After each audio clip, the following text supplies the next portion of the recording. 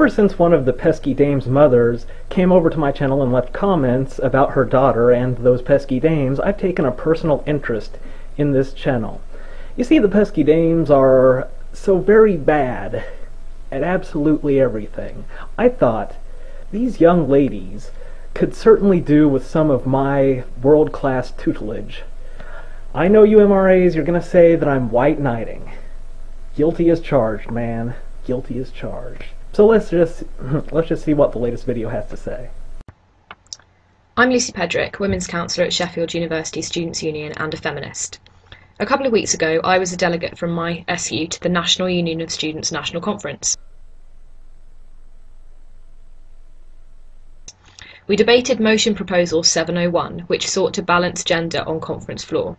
Despite women making up 60% of NUS membership, last year only 30% of delegates were women, although this year the figure was 40%.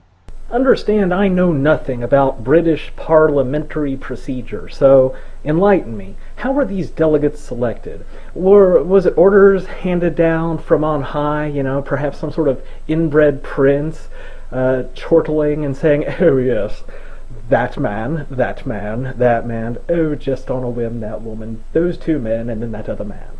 Or are they elected somehow? Like, are students able to cast votes? In which case, the better question would be, how come women don't like women? The motion proposal wanted to ensure that all member unions have to send an equal amount of men and women to conference. I see, and that's important for some reason. Could you share the reason that's important? The only reason I ask is because, well, you're sort of going against the ostensible will of the people and undermining the concept of democracy as a whole, so, I mean, there's a good reason, let's go ahead and do it. As part of the debate around the motion, a number of points were raised that I think might be worth talking about. So here goes. Number 1, quotas are not patronising. Yeah, I'm sure that is what you said after somebody rightly pointed out, man, quotas, that's pretty fucking patronising. I mean, it's like saying, you couldn't get elected under any circumstances unless we just force you into these positions, because, I mean, listen to you, nobody's going to elect you. You're lame. I'm sorry, go on. A number of women made the point that with quotas, some women at conference might feel that they'd been elected on the basis of their gender rather than their policy, and that this is patronising. Well, if the number of female delegates is manipulated to produce a greater proportion of female delegates by selecting for sex, then it's really just a matter of probability whether any particular woman was elected on the basis of her gender or her policy. In reality, of course, nobody is elected on the basis of their policy. It's all about personality. Let's just say it's policy. Point being, any particular woman would have good reason to have such doubts, because at least some of those women would be elected for no other reason than your bigoted policy. Here's the first thing. The mandate that any delegate at NUS has is horrifically flimsy at best. First, hardly any students vote in delegate elections. Second, in our brief statement that we're elected on, we by no means articulate our stance on the incredibly broad range of policies that we're expected to vote on at conference. Welcome to every single kind of election everywhere. That's democracy. I know that I made a brief statement of why I believed NUS conference is important, and then outlined as laconically as possible my basic experience. Gee, no kidding. You're laconic to the point of catatonic. Let me just go ahead and patronizingly educate you about the very nature of life. Alright, the ability to sell things is not that easy to learn, but it is something that everybody should learn. And when I say to sell things, I don't mean just like sell things door to door or sell cars. I mean like the way politicians sell things, the way any persuasive speaker will sell things. Now, here's the thing. Yeah, none of you delegate candidates can espouse every single position that you hold. So how do we determine who to vote for? Well, you could say that democracy is pretty silly and it doesn't even work. But if you're going to even bother with the whole process, let's roll with it.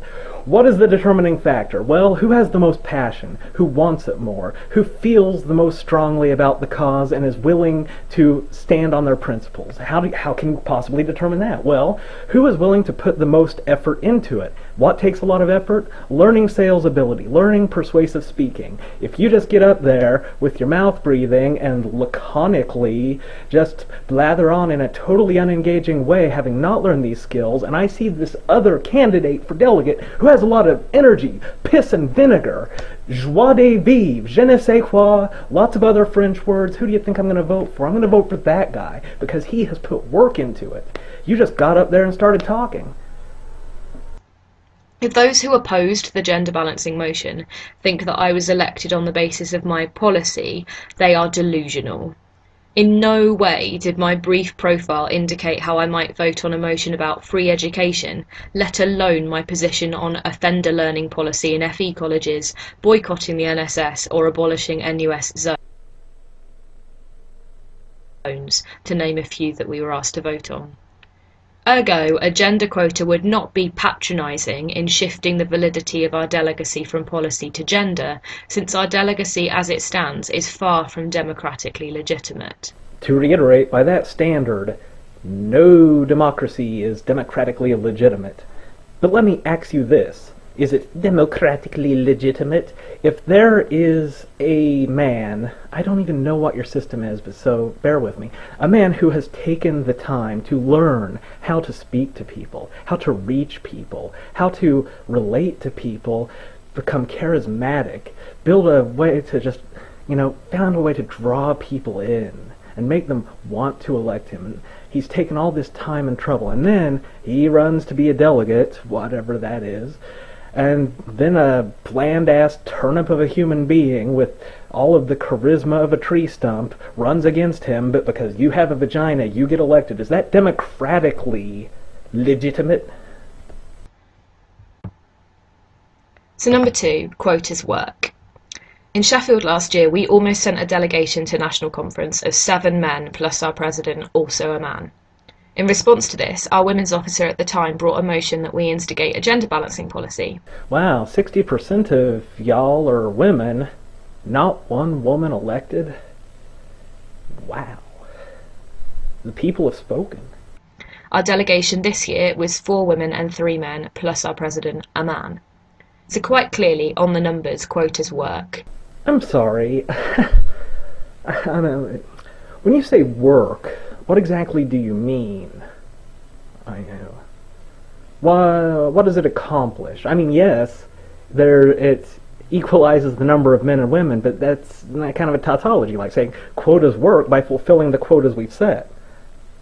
Like, explain to me how this system is now better, considering you've corrupted your democracy. We're a union which is 54% women. In what universe is it democratically representative to send a delegation which is 100% men? Obviously, a lot of the women voted for men. Then men were elected. It sounds like democracy to me. This universe? But it's not just about the numbers. The figures show that 3 out of 4 of our women delegates this year would have been elected irregardless of the quota. Did you seriously just fucking say irregardless? So what does that mean? Firstly, it means that only 1 of 4 women delegates was elected on her gender rather than her policy. But it also indicates that because structural inequality exists, women are sometimes put off from running for something because they perceive their gender as a barrier to their success. You are absolutely right. What about all of those delegates-to-be who were going to run, but they're so fucking timid and pathetic that their perceived mental barriers stop them? Yeah, what am I thinking? We can't exclude those. We gotta get those women elected. I mean, because they'll stand strong on their positions.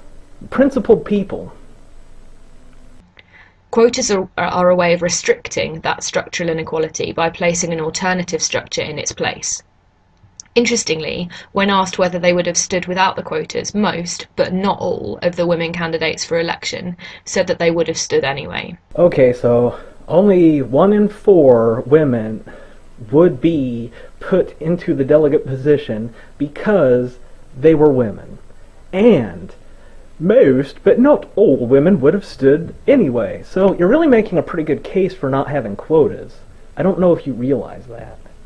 But that doesn't mean that women in future years who may not have stood previously might stand now having seen a woman win as a direct result of the quota.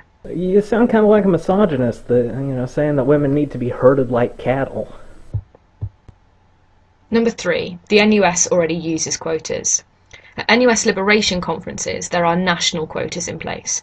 For example, at NUS Women's Conference, at least one delegate from each union must define as black, and one is either LGBT or disabled.